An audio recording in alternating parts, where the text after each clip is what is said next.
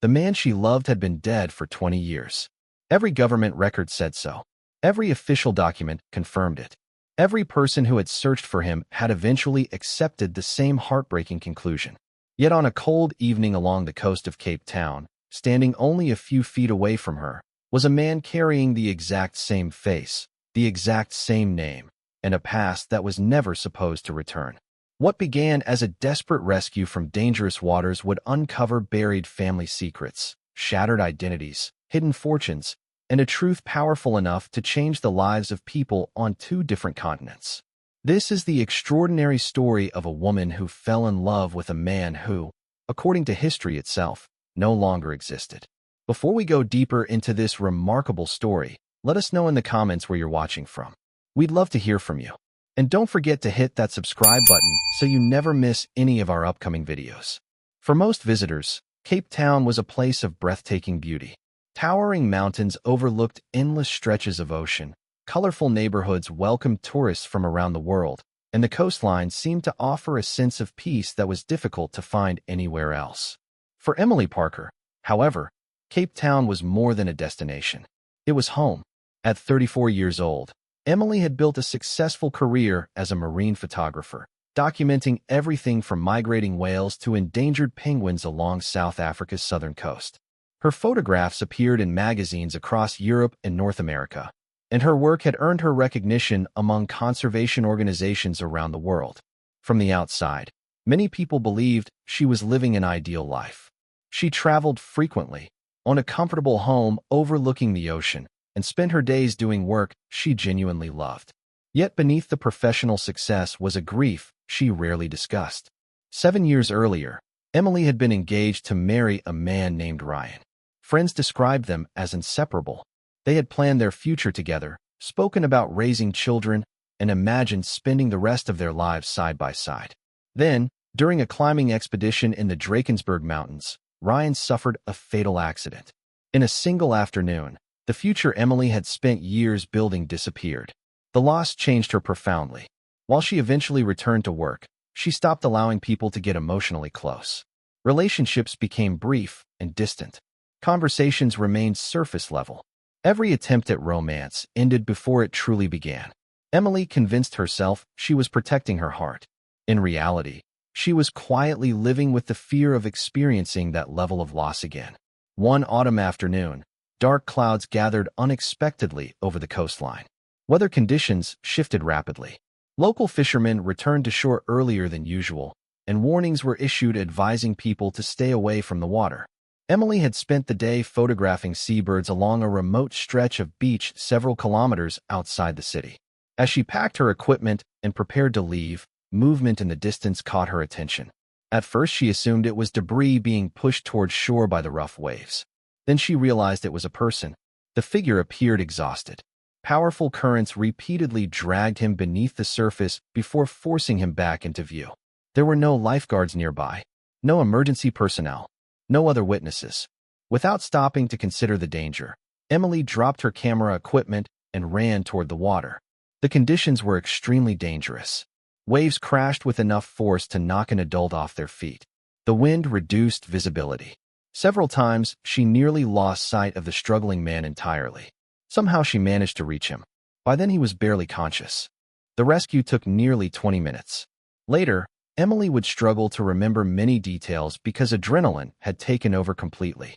What she did remember was the expression on the stranger's face when he finally opened his eyes. It was an expression she would never forget.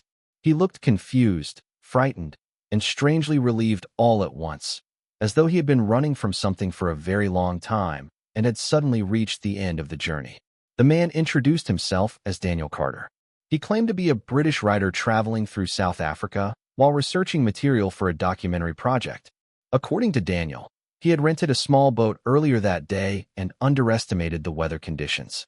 A mechanical failure had left him stranded offshore before rough waves eventually overturned the vessel. His explanation seemed reasonable. Accidents occurred frequently along the coast. Yet from their very first conversation, Emily sensed something unusual about him.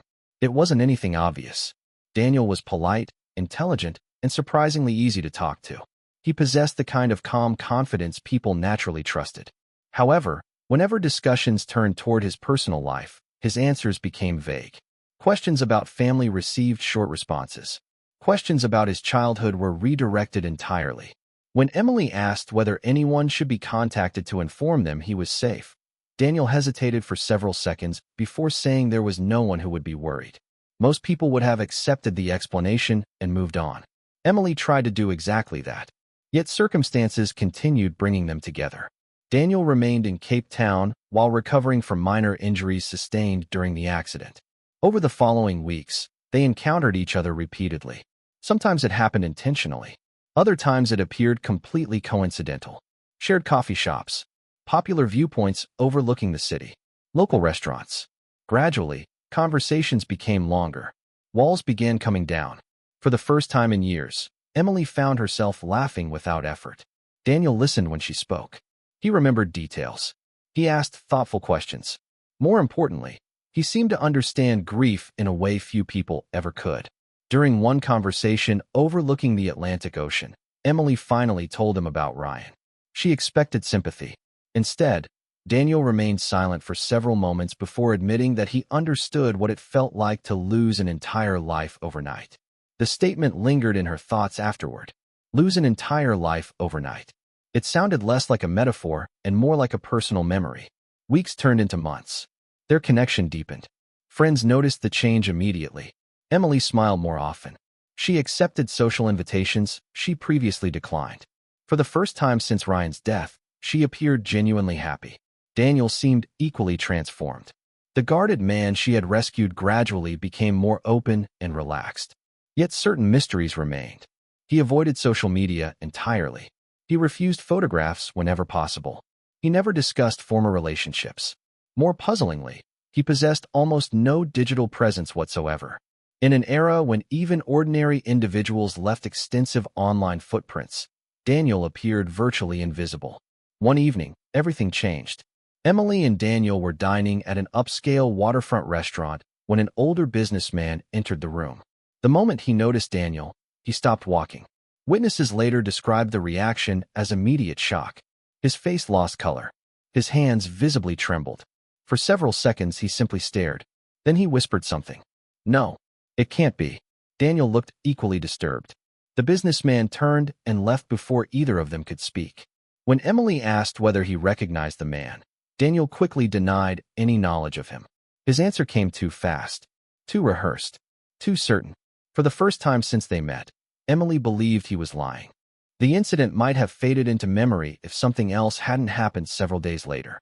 While reviewing hundreds of photographs from a recent harbor assignment, Emily noticed two familiar figures appearing together in the background of one image. The photograph had been taken weeks before the restaurant encounter. One of the figures was Daniel. The other was the businessman. They weren't strangers meeting accidentally. They were engaged in what appeared to be an intense private conversation. Daniel had lied. The discovery marked the beginning of a search that would uncover one of the most astonishing stories Emily had ever encountered. Quietly, without informing Daniel, she began investigating. What she found only deepened the mystery. There were no public records confirming his education, no published work under his name, no previous addresses connected to him, no employment history, no social profiles. It was as though Daniel Carter had appeared from nowhere. Then Emily found an article in an archived British newspaper. The headline immediately caught her attention. "Missing boy presumed dead after ferry disaster." The article was 20 years old. Beneath the headline was a photograph. Emily felt her heartbeat accelerate. The face staring back at her belonged to Daniel. Or at least, it belonged to a younger version of him. The article described a tragic ferry accident that occurred off the coast of England decades earlier. Several passengers disappeared during severe weather conditions. Recovery efforts failed to locate every victim. Among those presumed dead was a 12-year-old boy named Daniel Carter. The same name, the same face, the same man she loved. And according to every official record, he had died 20 years ago. What Emily didn't realize was that this discovery represented only the beginning. The truth behind Daniel's disappearance, the wealthy businessman who recognized him, and the reason someone had spent decades ensuring he remained officially dead would prove more shocking than anything she could have imagined. The answers were waiting. but uncovering them would place both of their lives on a path neither of them could ever reverse. For 2 days, Emilie told nobody what she had discovered. She barely slept. Every spare moment was spent reviewing documents, reading archived reports, and comparing details that should not have existed together. The evidence pointed toward an impossible conclusion. According to official records in the United Kingdom, Daniel Carter had disappeared 20 years earlier and was presumed dead. According to reality, he was very much alive and living in Cape Town. The contradiction refused to make sense. Eventually, Emilie realized there was only one person capable of answering her questions: Daniel. When she called and asked to meet, he immediately agreed. The concern in his voice suggested he already knew something was wrong. They met at a quiet location overlooking the ocean shortly before sunset. Neither spoke much at first. The atmosphere felt different from every previous conversation they had shared. The easy comfort that usually existed between them had been replaced by uncertainty. Finally, Emilie placed several printed documents on the table. Among them was the newspaper article, the photograph of the missing boy, the headline, the date. For several seconds, Daniel stared at the papers without speaking. His expression changed immediately. There was no surprise, no confusion, only resignation, almost as if he had known this moment would arrive eventually. Emilie watched carefully. "You lied to me." Daniel lowered his eyes. "Yes." The admission came quietly, without excuses, without argument, without denial. "Who are you really?" The question lingered between them. For a long time, Daniel remained silent. Then he looked toward the ocean and began telling the story he had hidden for most of his life. 20 years earlier, he had been traveling aboard a ferry off the British coast. The journey should have been routine. Instead, severe weather conditions created a disaster that unfolded with terrifying speed. Passengers panicked. Emergency procedures failed. People were thrown into freezing water. Visibility disappeared. Rescue efforts became chaotic. Many passengers survived. Others did not. Several simply vanished. Among the missing was 12-year-old Daniel Carter. Officially, investigators concluded he had drowned. His body was never recovered. His family mourned. Insurance claims were processed. Legal proceedings followed. Over time, authorities closed the case. History recorded Daniel Carter as deceased. But history was wrong. Daniel survived. Barely. According to his account, he was eventually recovered along with several unidentified survivors. The physical injuries were serious. The psychological damage proved even worse. He suffered extensive memory loss. Names disappeared. Faces vanished. Entire sections of his childhood became inaccessible. Doctors struggled to determine whether those memories would ever return. For a frightened 12-year-old boy, the experience was devastating. Yet the events that followed proved even more life-changing. Daniel explained that shortly after the disaster, he became separated from official recovery systems during a period of confusion and administrative failures. In the chaos that surrounded displaced survivors, vulnerable children became easy targets for criminal organizations operating across several countries. One such network specialized in moving undocumented individuals through illegal channels. Daniel became trapped inside that system. At 12 years old, with no memory of his identity and no family information capable of verifying who he was, he had little ability to resist. Over the following years, he was transported through multiple locations under different names and identities. People told him who he was, where he belonged, what history he should remember. None of it was true. Yet without memories of his own, he had no way to challenge the lies. The life he eventually built rested on foundations created by strangers. As Daniel spoke, Emilie struggled to imagine the loneliness of such an existence. To wake each day without certainty about where you came from. To carry fragments of memories that refuse to connect. To spend years feeling disconnected from your own past. The emotional burden was almost impossible to comprehend. For a long time, Daniel said quietly, "I believed the confusion would disappear." He paused. It never did. Instead, small pieces began returning unexpectedly. A place. A voice. A name. Certain images triggered powerful reactions he couldn't explain. Fragments accumulated slowly over many years. Individually, they meant little. Together, they formed the outline of a forgotten life. Eventually, one memory returned more clearly than the others. His name, Daniel Carter. Once that happened, everything changed. The search began. He spent years tracking information across countries and archives, following records, investigating leads, comparing documents. The process uncovered evidence supporting something he had started to suspect.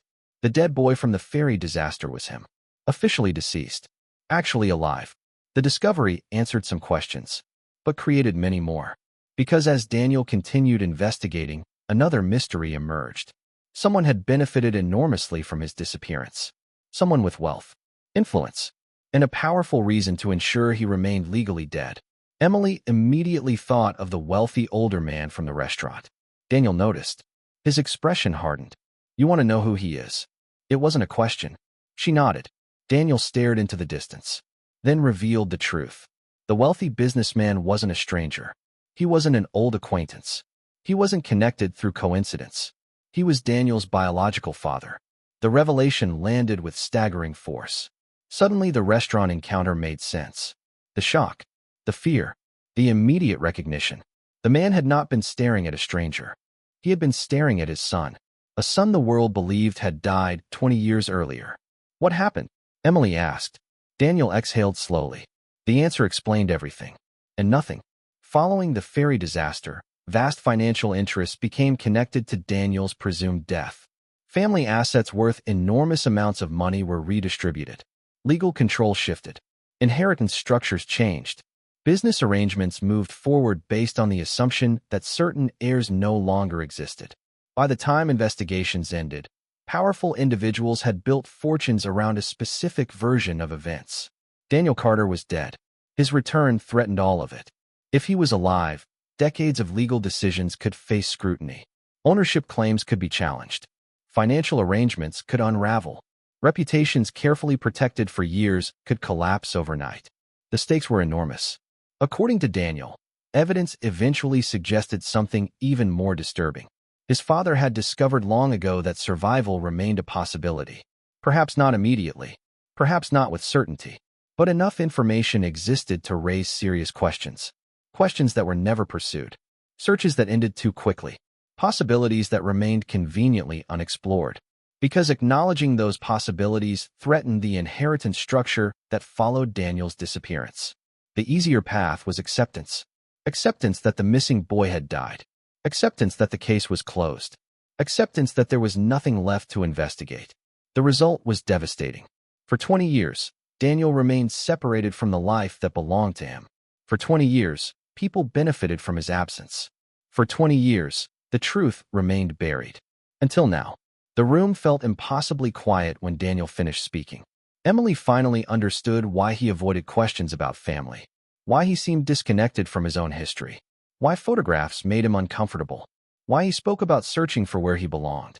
He wasn't hiding a secret out of deception. He was trying to understand a mystery that had consumed most of his life. Yet as shocking as the confession was, one reality remained impossible to ignore. If Daniel's father had spent years protecting a fortune built upon his son's disappearance, then Daniel's return represented more than an emotional family reunion. It represented a threat, a very expensive threat. And somewhere beyond Cape Town, powerful people were beginning to realize that the man they believed was gone forever had finally come back. Daniel's confession answered the mystery of who he was, but it created a far more dangerous question. What would happen now that he had returned? For 20 years, influential people had built their lives around the assumption that Daniel Carter was dead. Businesses had expanded. Assets had changed ownership. Political relationships had developed. Contracts worth millions had been signed. Entire financial structures existed because one missing boy had never come home.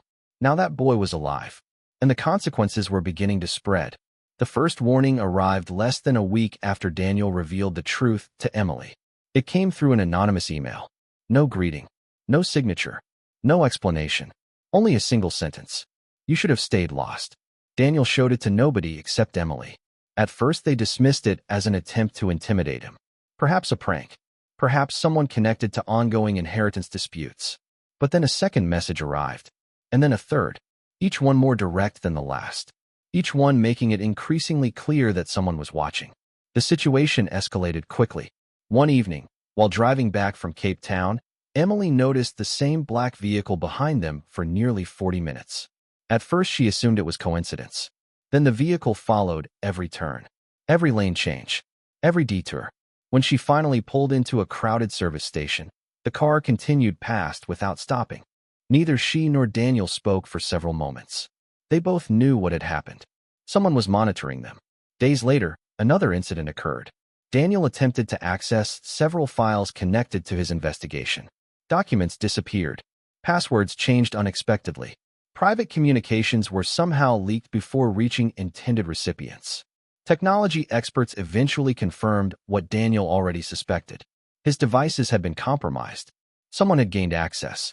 Someone with resources. Someone determined to know exactly what he was doing.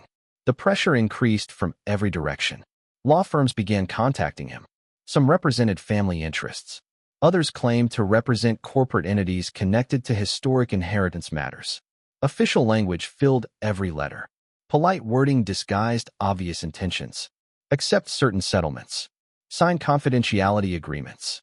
Avoid public legal challenges. Move forward privately. The offers sounded generous. The message underneath them was unmistakable. Take the money. Disappear quietly. Stop asking questions. Daniel refused every proposal. That decision changed everything. The story eventually reached journalists. At first, only a handful of reporters showed interest. A missing child presumed dead for 20 years suddenly returning would attract attention under any circumstances. The inheritance angle made it even bigger.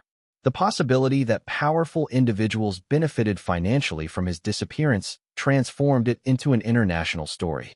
Soon reporters were contacting everyone connected to the case. Former investigators, legal experts, family associates, business executives. Questions multiplied daily. Television programs requested interviews. Newspapers published timelines. Online discussions exploded across multiple countries. The more public attention the story received, the more nervous certain people became. And the more nervous they became, the more pressure Daniel faced. For Emily, however, the greatest conflict wasn't coming from anonymous threats or legal disputes. It was coming from her own heart. She loved Daniel. There was no point denying it anymore. Somewhere between the rescue, the conversations, the shared experiences, and the months they spent together, she had fallen completely in love with him. Yet love didn't erase reality. One fact continued troubling her. Daniel had lied. Perhaps his reasons were understandable. Perhaps his circumstances were extraordinary. But he had still looked directly at her and hidden the truth. The trust they built now felt damaged. Not destroyed, but damaged. One evening, after another exhausting day filled with legal meetings and media attention, they sat alone outside her home overlooking the ocean. The atmosphere was heavy. Both, since the conversation they had avoided for weeks, could no longer wait. Emily broke the silence first. I keep trying to understand everything. Daniel listened quietly. I know why you were afraid. Her voice remained calm. I know your life was complicated. He nodded. And I know what happened to you wasn't your fault. The words hung in the air. Then came the question neither could escape. If you lied about your name. She looked directly into his eyes. How do I know anything else was real? The question hurt. Not because it was unfair. Because it was fair. Daniel didn't answer immediately. For several moments, he simply stared toward the dark ocean, searching for words, searching for honesty. Finally, he turned toward her. The emotion in his face was impossible to miss. Pain, regret, fear, and love. A tremendous amount of love. When I met you, his voice softened. I wasn't trying to deceive you. Emily remained silent. I was trying to understand myself. Another pause followed. For years, I didn't know who I was. He looked away briefly before continuing. I wasn't hiding because I enjoyed it. His eyes returned to hers. I was hiding because I didn't know what would happen if the truth came out. The vulnerability in his voice was genuine. No rehearsed answers. No prepared explanations. Only honesty. Then came the sentence that would stay with her forever. Because the only thing I've never lied about was loving you. Silence followed. Neither moved.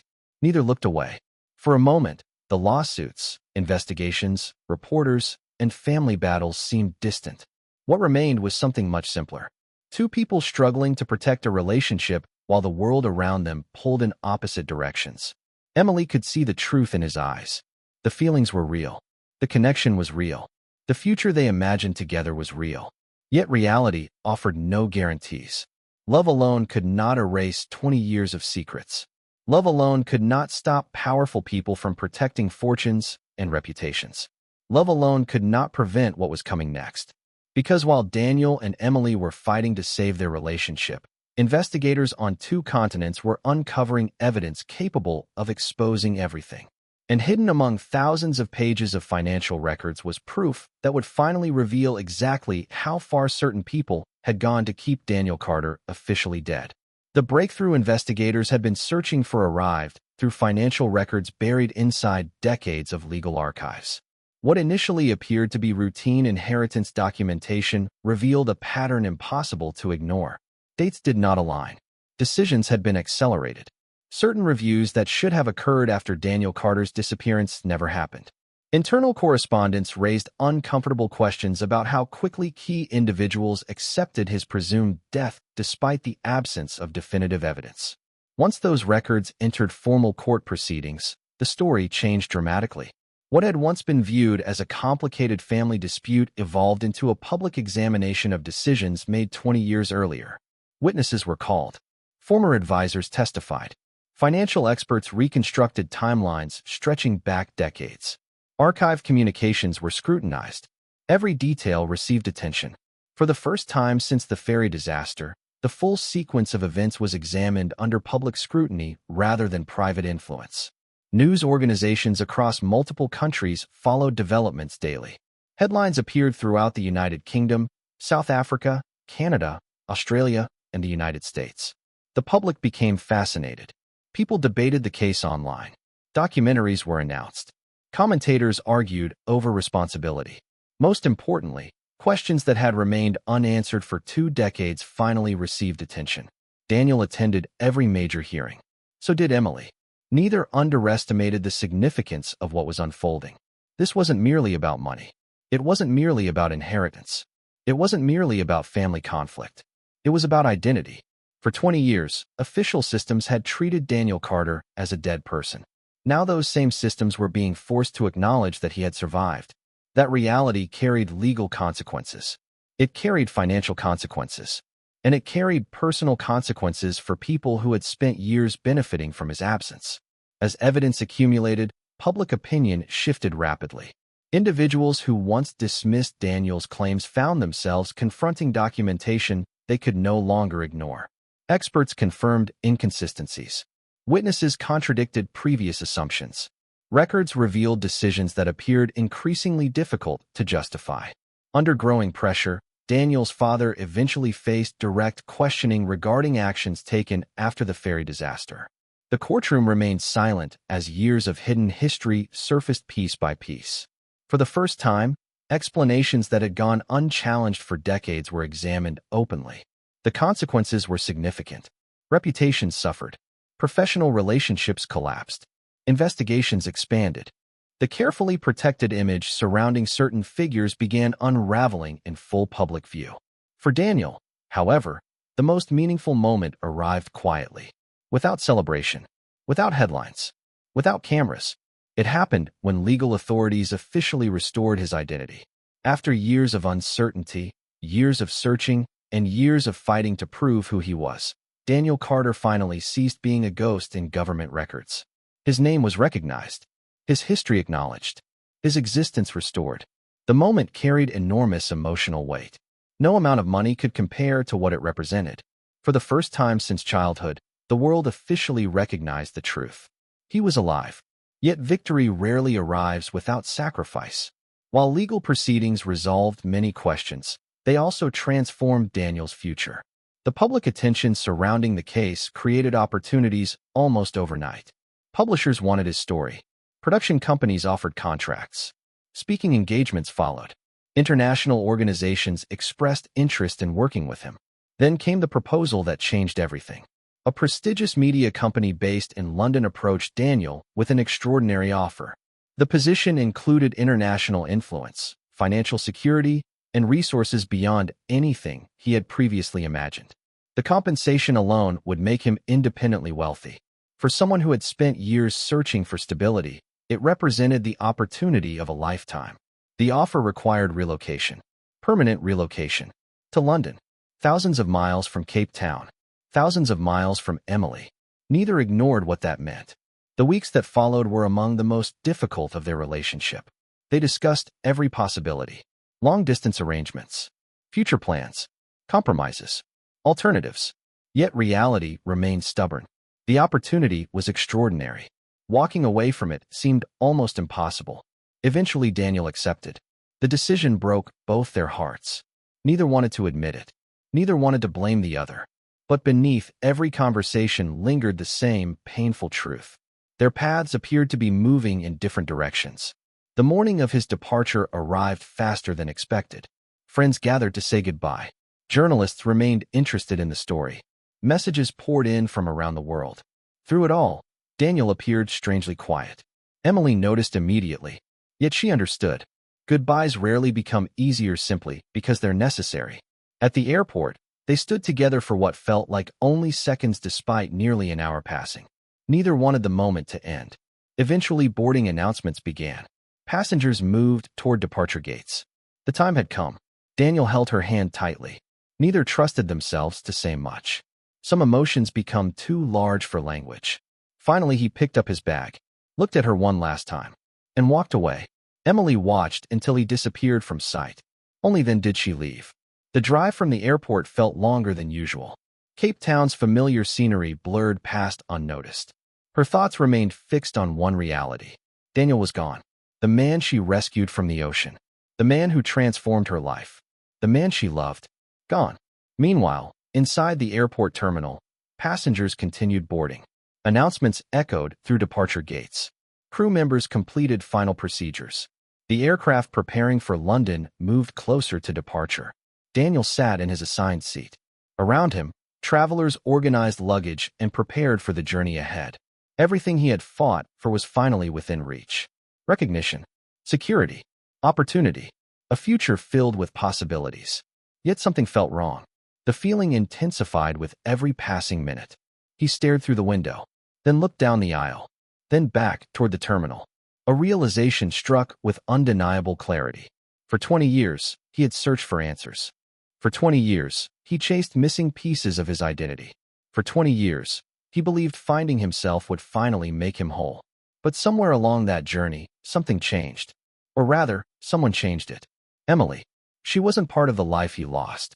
She was the life he found. Moments later, passengers noticed movement. Daniel stood, collected his belongings, ignored confused looks around him, and walked off the aircraft before departure. Minutes later, he was running through the terminal, past security checkpoints, past waiting passengers, past airport staff calling after him. Outside, Emily had nearly reached her car when she heard someone shouting her name. She turned and froze. Daniel was running toward her, breathless, determined, completely certain. When he finally reached her, neither spoke immediately. The emotion between them required no explanation. Yet Daniel had spent too many years leaving important things unsaid. Not this time. Looking directly into her eyes, he smiled, then spoke the words that mattered more than anything else. I spent 20 years searching for who I was. His voice trembled slightly. Then I met you and finally found home. For a moment, the world seemed to disappear. No courtrooms, no investigations, no inheritance battles, no headlines. Only two people who had survived extraordinary circumstances and discovered something worth choosing above everything else. Then Emily stepped forward and embraced him. The future remained uncertain. Challenges still existed. Life would continue testing them. But for the first time, neither faced those challenges alone. The boy who had vanished 20 years earlier had finally reclaimed his identity. The man who returned had found something even more valuable. And on a Cape Town afternoon that began with goodbye, Daniel Carter finally understood that home was never a place he needed to search for. It had been standing beside him all along. Just when it seemed the story of Daniel Carter had finally reached its conclusion, a discovery made months later stunned investigators on both sides of the world. The legal battles had ended. The inheritance disputes were largely resolved. Public attention had begun shifting elsewhere. Daniel and Emily were building a quiet life together in Cape Town, away from cameras and courtrooms. For the first time in years, both believed the past had finally released its grip. Then a routine review of historical ferry records uncovered something nobody expected. One investigator noticed inconsistencies involving several passengers who had disappeared during the same disaster that changed Daniel's life 20 years earlier. Most of those cases had long been considered closed. Families had accepted official conclusions. Authorities had moved on. Yet one file refused to fit neatly alongside the others. The passenger was listed among those presumed dead. No body was ever recovered. No confirmed sightings followed. No verified activity appeared afterward. At least officially. Further examination uncovered evidence suggesting the individual may have survived. The possibility seemed unlikely at first. Then additional records emerged. Travel documents, witness statements, fragments of information scattered across multiple countries. Separately, they meant very little. Together, they painted a disturbing possibility. Daniel Carter might not have been the only survivor whose identity disappeared after the ferry disaster. Investigators quietly reopened portions of the original case. The deeper they looked, the stranger the evidence became. Several months later, a faded photograph surfaced from an archive collection connected to an international missing person inquiry. The image showed a young face, partially obscured, poor quality, barely recognizable. Yet experts immediately took interest. Because according to official history, the person in that photograph should not have been alive. Questions returned. Old assumptions collapsed. New theories emerged. How many survivors were overlooked? How many identities vanished after the disaster? Who benefited from those disappearances? And most importantly, what else had remained hidden for 2 decades? The answers would force investigators back to the beginning. Back to the ferry. Back to the missing passengers. Back to secrets many believed had been buried forever. And what they discovered next would reopen the case all over again. Would you have trusted Daniel after discovering his secret? Tell us in the comments below. And if you enjoyed this unbelievable South African love story filled with mystery, romance, shocking revelations, and life-changing twists, make sure to subscribe and turn on notifications for more real-life inspired stories, emotional documentaries, and unforgettable dramas. Because sometimes the truth is stranger than fiction, and sometimes a single rescue on a Cape Town beach can change the course of history forever. Until next time, thank you for watching.